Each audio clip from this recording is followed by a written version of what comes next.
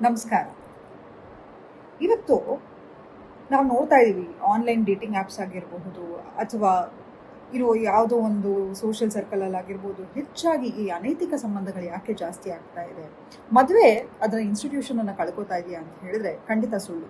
ಒಂದು ಮದುವೆ ಅಂತ ಹೇಳಿದ್ರೆ ಮನುಷ್ಯನ physical need, emotional need, biological need, social needs, ಈ ಎಲ್ಲ ಒಂದು ನೀಡ್ಸನ್ನು ತುಂಬತಕ್ಕಂಥದ್ದು ಒಂದು ಮದುವೆ ಎಂಬ ಇನ್ಸ್ಟಿಟ್ಯೂಷನ್. ಅದಕ್ಕೆ ಇವತ್ತು ತನಕ ಯಾವುದೇ ತರಹ ರೀಪ್ಲೇಸ್ಮೆಂಟ್ ಇಲ್ಲ. ಎಷ್ಟೇ ಟೆಕ್ನಾಲಜಿ ಮುಂದೆ ಹೊಡೆದ್ರೂ ಕೂಡ, ಎಷ್ಟೇ ನಾವು ಯುಗಗಳು ದಾಟಿದ್ರೂ ಕೂಡ ಈ ಮದುವೆ ಅನ್ನೋ ಇನ್ಸ್ಟಿಟ್ಯೂಷನ್ಗೆ ಯಾವುದೇ ಇರ್ತಕ್ಕಂಥ ಒಂದು ರೀಪ್ಲೇಸ್ಮೆಂಟ್ ಇಲ್ಲ. ಆದರೆ ಈ ಡೇಟಿಂಗ್ ಆ್ಯಪ್ಗಳಲ್ಲಿ ಯಾಕೆ ಈಗಲೂ ಕೂಡ ಮದುವೆ ಆದವರು ಹೆಚ್ಚಾಗಿದ್ದಾರಪ್ಪ ಅಂತ ಹೇಳಿದ್ರೆ, ಮದುವೆಗೆ ಒಂದಿಷ್ಟು ವರ್ಷಗಳಾಗಿರುತ್ತೆ.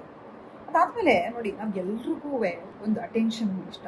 ಸಣ್ಣ ವಯಸ್ಸಿಂದ ಕೂಡ ನಾವೇನೋ ಒಂದು ಡ್ರಾಯಿಂಗ್ ಮಾಡೋದು, ಹಾಡೋದು, ಯಾರೋ ಒಂದು ಮಕ್ಕಳು ನೋಡಿದಿರಲ್ವಾ, ಒಂದು ಅಟೆನ್ಷನ್ಗೋಸ್ಕರ ಕ್ರೇವ್ ಮಾಡ್ತಾ ಹೋಗ್ತಿರ್ತಾರೆ. ಹಾಗೆ ನಾವು ಅಷ್ಟೇ, ನಮ್ಮ ಪಾರ್ಟ್ನರ್ ನಮ್ಗೆ ಏನಾದ್ರು ಅಪ್ರಿಸಿಯೇಷನ್ ಮಾಡಿದರೆ, ಅಟೆನ್ಷನನ್ನು ಕೊಟ್ಟರೆ, ನಾವೇನೋ ಒಂದು ಅಡುಗೆ ಮಾಡಿದರೆ ಅಪ್ರಿಷಿಯೇಟ್ ಮಾಡಿದಾಗ we feel we are seen, we are heard, we are validated ಅಂತ. ಯಾವಾಗ ನಮಗೆ ಅಟೆನ್ಷನ್ ಕಡಿಮೆ ಆಗ್ತಾ ಹೋಗುತ್ತೆ ಅನ್ಸುತ್ತೋ, ಎಷ್ಟೋ ಸತಿ ಕೇಳ್ತೀವಿ, ಎಫರ್ಟ್ ಹಾಕ್ತೀವಿ, ಆದರೂ ಕೂಡ ನಮ್ಗೆ ಯಾವಾಗ ವ್ಯಾಲಿಡೇಷನ್ ಸಿಗದೆ ಹೋಗುತ್ತೋ, ಈ ಡೇಟಿಂಗ್ ಆ್ಯಪ್ಗಳು ಹೇಗಿದೆಯೋ ಒಂದು ಇನ್ಸ್ಟೆಂಟ್ ಗ್ರಾಟಿಫಿಕೇಷನ್ನ ಕೊಡ್ತಾ ಹೋಗುತ್ತೆ. ಈಗ ನೋಡಿದ್ರೆ, ಮುಂಚೆ ಆದರೆ ನಾವು ಒಂದು ಗ್ರಾಸರಿ ತರಬೇಕಾದ್ರೆ ಒಂದು ಇಡೀ ವಾರ ಒಂದು ಪ್ಲ್ಯಾನ್ ಮಾಡ್ತಾ ಇದ್ವಿ, ಒಂದು ಲಿಸ್ಟ್ ಬರೀತಾ ಇದ್ವಿ, ಒಂದು ಸಂತೆಗೆ ಹೋಗೋದು, ಒಂದು ಮಾರ್ಕೆಟಿಗೆ ಹೋಗೋದು, ಎಲ್ಲ ಒಂದು ಫ್ಯಾಮಿಲಿ ಆ್ಯಕ್ಟಿವಿಟಿ ಆಗಿರ್ತಿತ್ತು. ಇವತ್ತು ಹೇಗಾಗಿದೆ ಅಂತ ಹೇಳಿದ್ರೆ 10 ನಿಮಿಷದಲ್ಲಿ ಮನೇಲಿ ಕೂತ್ಕೊಂಡು ಎಲ್ಲವನ್ನು ಆರ್ಡರ್ ಮಾಡ್ತಾ ಹೋಗ್ಬೋದು. ಹಾಗೆ ಈ ಕ್ಯೂರಿಯಾಸಿಟಿ ಏನಿದೆ, ಹೇಗಿರ್ಬೋದು, ಯಾರಾದರೂ ನನ್ನ ಪ್ರೀತಿ ಮಾಡೋರು ಸಿಗ್ಬೋದಾ ಇಂತಹ ಆ್ಯಪ್ಗಳಲ್ಲಿ, ನನ್ನನ್ನು ಹರ್ಟ್ ಮಾಡಿ, ನನ್ನನ್ನು ಕೇಳಿಸ್ಕೊತಾರಾ, ನಾನು ಮಾತಾಡೋದನ್ನು ಕೇಳಿಸ್ಕೊತಾರಾ, ನನಗೊಂದು ವ್ಯಾಲಿಡೇಷನನ್ನು ಕೊಡ್ತಾರಾ, ನನ್ನ ಗಂಡ ಅಥವಾ ನನ್ನ ಹೆಂಡತಿ ನಾನು ಏನು ಹೇಳಿದ್ರು, ನಾನು ಏನು ಮಾಡಿದ್ರು ಕೂಡ ಅಪ್ರಿಷಿಯೇಟ್ ಮಾಡ್ತಾ ಇಲ್ಲ, ಎಲ್ಲೋ ಒಂದು ಕಡೆ ನನಗೆ ಅಪ್ರಿಸಿಯೇಷನ್ ಸಿಗತ್ತಾ ಅನ್ನೋ ಕ್ಯೂರಿಯಾಸಿಟಿಗೆ ಕೆಲವರು ಹೋಗ್ತಾರೆ. ಇನ್ನು ಕೆಲವರು ಸೆಕ್ಷುಯಲ್ ಡಿಸ್ಸ್ಯಾಟಿಸ್ಫ್ಯಾಕ್ಷನ್ ಆಗಿರ್ಬೋದು, ತನ್ನ ಸಂಗಾತಿಗಳಿಂದ ಆಗಿರ್ಬೋದು, ಅಥವಾ ಏನೋ ಒಂದು ಹೊಸತನವನ್ನು ಸೃಷ್ಟಿ ಮಾಡ್ಕೊಳ್ಳಿಕ್ಕಾಗಿರ್ಬೋದು, ಒಂದು ಎಕ್ಸೈಟ್ಮೆಂಟಿಗಾಗಿ ಕೆಲವರು ಇಂತಹ ಆ್ಯಪ್ಗಳ ಮೊರೆ ಹೋಗ್ತಾರೆ. ಆದರೆ ಮೆಜಾರಿಟಿ ಆಫ್ ದ ನೀವು ನೋಡ್ತಾ ಹೋದರೆ ಎಮೋಷ್ನಲ್, ಅದಕ್ಕೆ ಹೇಳೋದು ಸೆಕ್ಸ್ ಅಂತ ಹೇಳಿದರೆ ಸೀಕ್ರೆಟ್ ಎನರ್ಜಿ ಎಕ್ಸ್ಚೇಂಜ್ ಅಂತ ಕರಿತೀವಿ.